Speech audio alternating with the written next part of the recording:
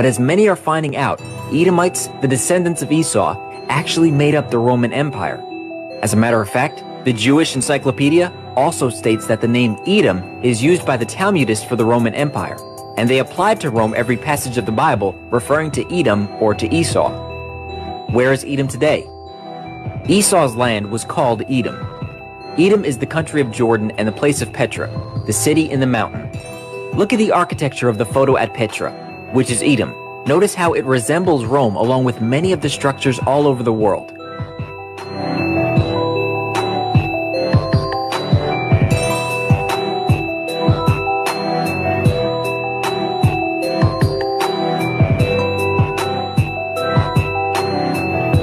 Our sports stadiums resemble the Colosseum.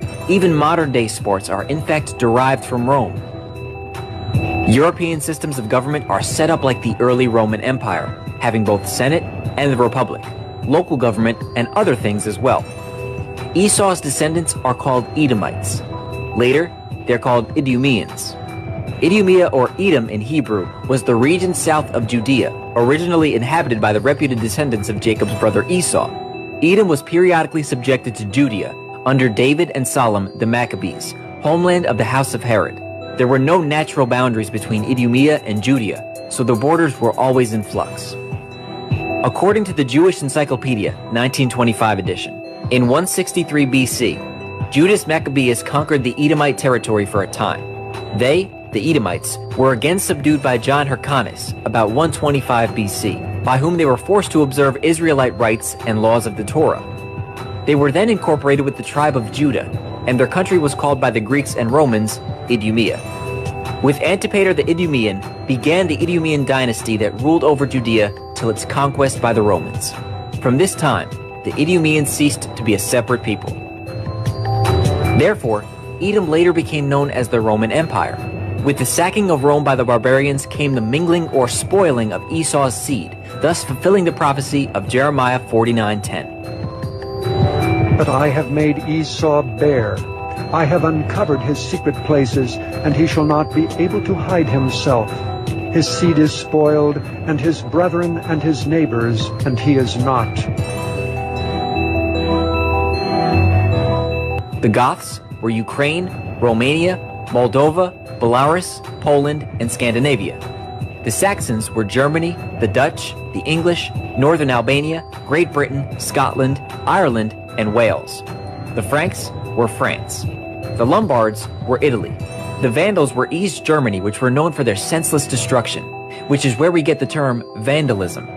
Vandalism is the behavior attributed originally to the Vandals by the Romans in respect of culture, ruthless destruction or spoiling of anything beautiful or venerable. These kingdoms all branched off into other kingdoms such as Canada, America, Caucasus, Siberia, Central Asia, Sweden, Finland, Norway, Ireland, and maybe others.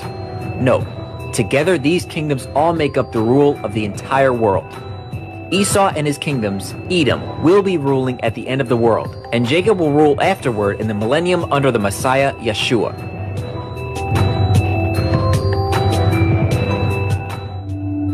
Many Bible scholars teach that the Edomites no longer exist, but Scripture clearly shows them in the last days. Was not Esau Jacob's brother, saith the Lord? Yet I loved Jacob and hated Esau, and laid his mountains and his heritage waste for the dragons of the wilderness. Whereas Edom saith, We are impoverished, but we will return and build the desolate places. Thus saith the Lord of hosts, They shall build, but I will throw down, and they shall call them the border of wickedness, and the people against whom the Lord hath indignation forever. Many people use this scripture to claim that Edom was exterminated, but this is not what the passage implies. It states very clearly that the Most High hated Esau and laid his mountains and heritage to waste. But in the next verse, it states, Edom saith, We are impoverished, but we will return and build the desolate places. At the time of Malachi's prophecy, Edom was a wasteland between 445 and 432 BC. How do we know this? The Most High said, I laid, past tense, his mountains and his heritage to waste. Edom's response was, We will return and build the desolate places. So if Edom was completely destroyed, how could they say that they'd return? And why would Scripture give reference to Edom still being around in the last days? The Most High's response was, "They shall build, but I will throw down."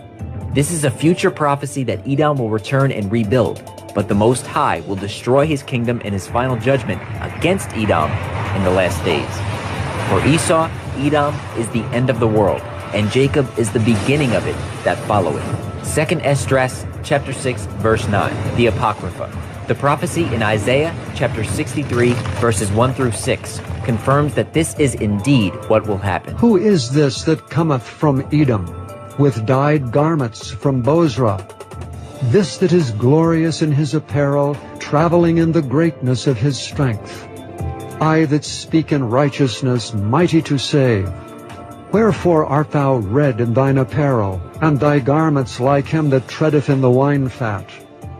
I have trodden the winepress alone, and of the people was none with me. For I will tread them in my anger, and trample them in my fury, and their blood shall be sprinkled upon my garments, and I will stain all my raiment. For the day of vengeance is in mine heart, and the year of my redeemed is come. And I looked, and there was none to help, and I wondered that there was none to uphold. Therefore mine own arm brought salvation unto me, and my fury it upheld me. And I will tread down the people in mine anger, and make them drunk in my fury, and I will bring down their strength to the earth. When the Messiah returns, where does he go, and what does he do? He goes to every place where the descendants of Esau, the Edomites, have set up their kingdoms, and slaughters them for their perpetual violence against Jacob. He treads the winepress, and his wrath is accomplished. Further proof is in the book of Daniel, which states that in the future, Uh-oh. Damn, see?